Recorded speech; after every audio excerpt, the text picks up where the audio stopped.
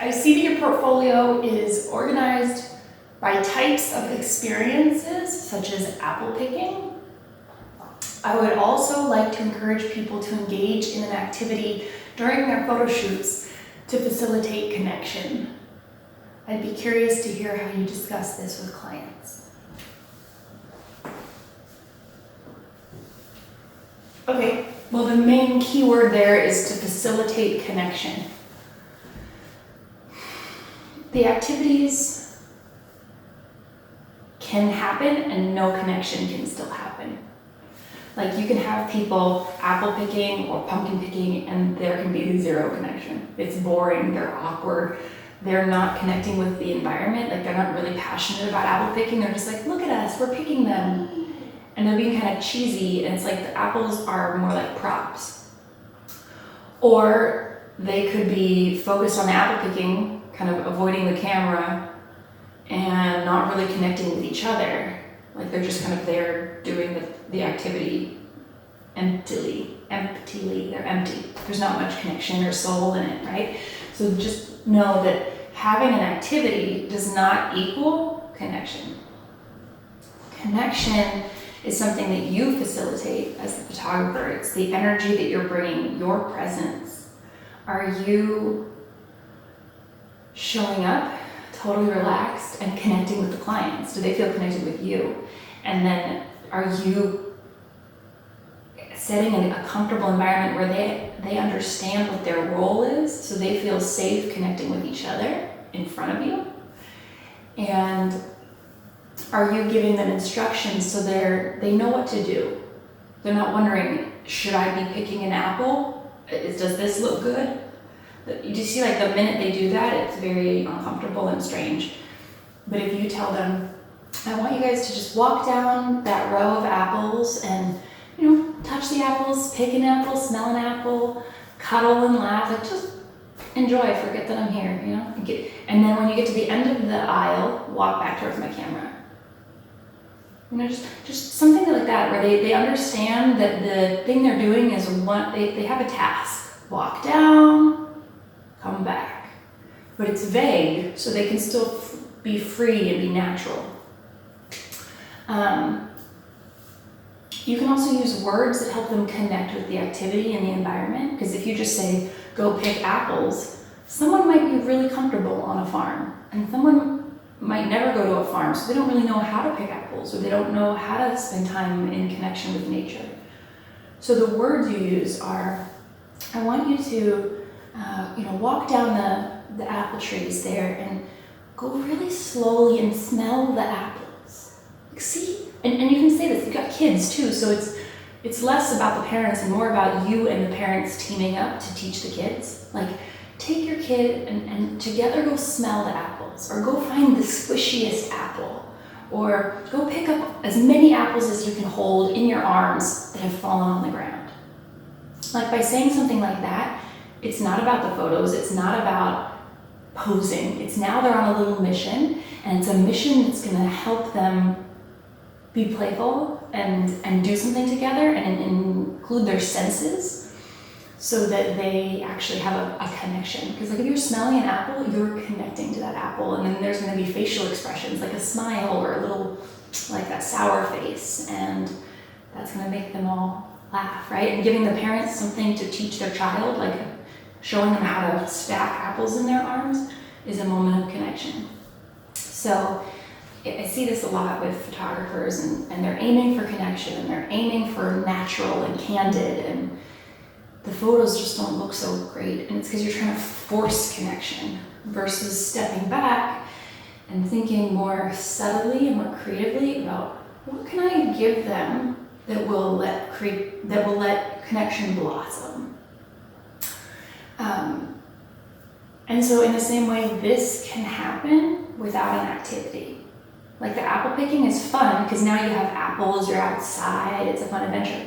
But let's say you're just sitting on a couch, or you're sitting on a park bench.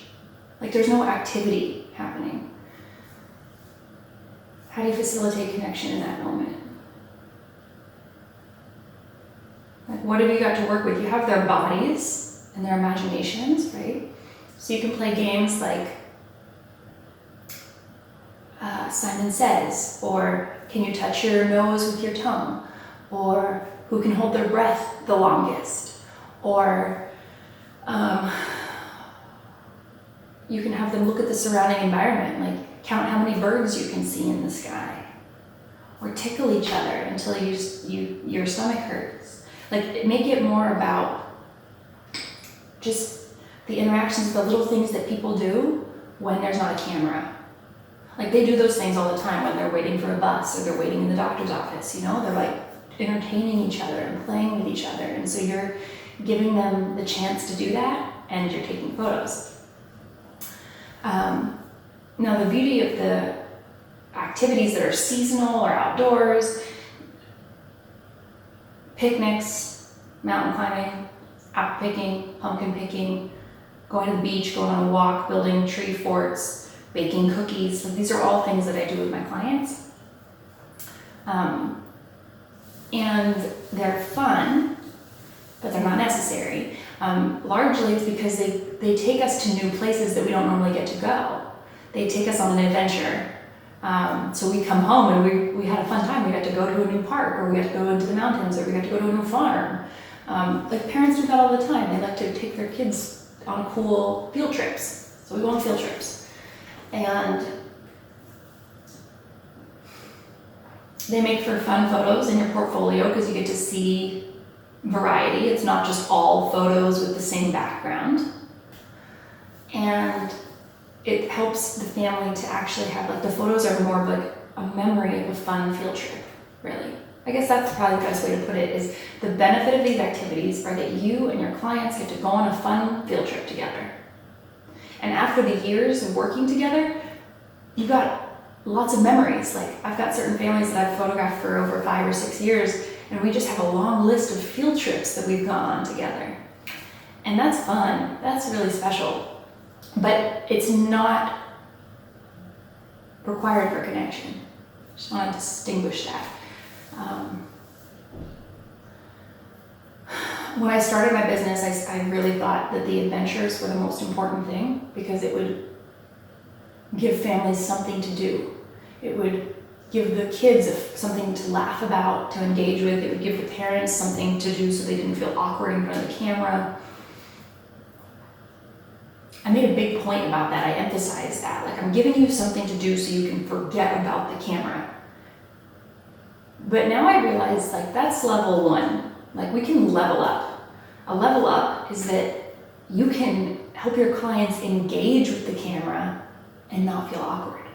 It's not about pretend I'm not here. It's engage with me, and you'll learn to love the camera. You'll learn to play with the camera and have fun with the camera, so that they're making goofy faces at you, and when you hold up the camera, they don't feel awkward, and they're like, God, I wish I could just be pecking apples.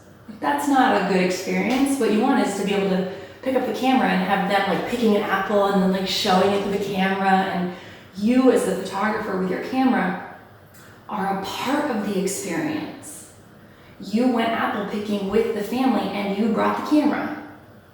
It's a very different experience than you go apple picking and pretend I'm not here.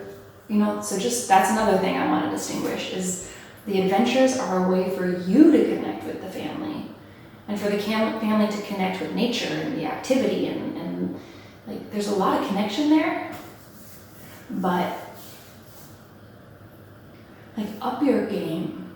Like, come at this with more of a curiosity on how you can cultivate connection, so that the things like props and activities are just extra bonuses that are making the photos cooler, and that the connection is happening between the people. And we don't need anything else, because one person just wants to connect with another person. Like, people just want to connect with people. So if you really show up ready to connect with other people, that's what they can connect with. You and them. Like, you set the vibe. Make sense? Okay, let me know if you have any questions on that. I hope that's helpful.